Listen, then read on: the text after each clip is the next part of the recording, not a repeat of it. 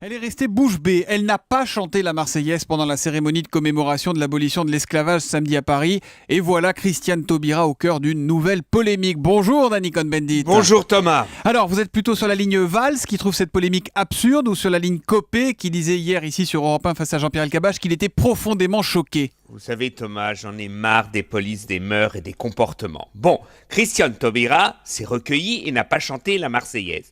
Pour elle, on le comprend, l'abolition de l'esclavage la touche profondément. Et je crois que c'est sûrement pas Madame Le Pen ou Monsieur Copé qui pouvaient se sentir visés par cette histoire. Et d'ailleurs, je suis sûr que beaucoup de juifs, même ministres, ne chanteraient pas la Marseillaise pendant ou après une commémoration de la rafle du Veldiv.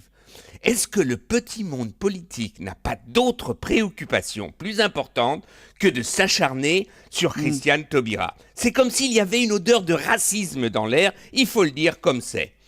Alors, En même temps, pardon, mais elle provoque un tout petit peu. Est-ce qu'elle a besoin d'écrire sur sa page Facebook certaines circonstances appellent davantage au recueillement qu'au karaoké d'estrade? Oui, Franchement. bon, ben alors, quand on est attaqué, on réagit, bon, c'est comme ça. C'est pas sympa pour les rois du karaoké, hein, Oui, bon, Anne Hidalgo, oui. Manuel Valls ou Oui, Georges Poulenc oui, qu'on mais moi chantait, je hein. trouve aussi que toujours se montrer comme ça, chanter la Marseillaise, elle aime pas Christiane Taubira chanter la Marseillaise à tout bout de champ. D'ailleurs, je crois qu'elle aurait sûrement préféré La Liberté des Nègres, une chanson de 1794 de Pierre-Auguste de Pise qui justement de cette époque-là, fête et essaye de lutter contre l'esclavagisme. Donc, vous voyez, il y avait d'autres chansons. Et puis, rappelez-vous les scandales quand Serge Gainsbourg a osé une Marseillaise reggae, ou quand Johnny Hallyday, le bon français, a essayé une Marseillaise rock. Non, il y en a marre. Et je vais vous dire une autre chose. Les Allemands, par exemple. Ouais. L'hymne allemand, qui a été écrit en 1841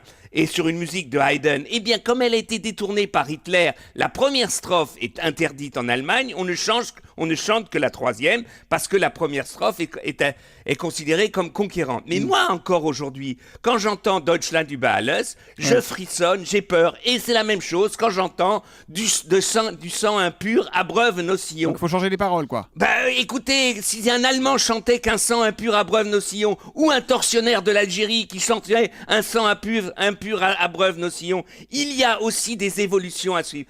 Une chanson, une hymne national n'est pas un tabou. Mais je vais vous raconter une petite histoire. 2006, mon fils va avec moi voir France-Brésil. Tout d'un coup, il arrive, il a 16 ans, il a les cheveux bleu-blanc-rouge, il a le visage bleu-blanc-rouge, il a le maillot français, et quand la Marseillaise commence, il se lève et il chante la Marseillaise. Il y en a pour tous les goûts. Les footballeurs, ils veulent chanter la Marseillaise, ils la chantent. Ils ne veulent pas, ils ne la chantent pas. Mon fils veut chanter la Marseillaise, qu'il la chante. Mais de grâce, laissez les gens vivre comme ils veulent.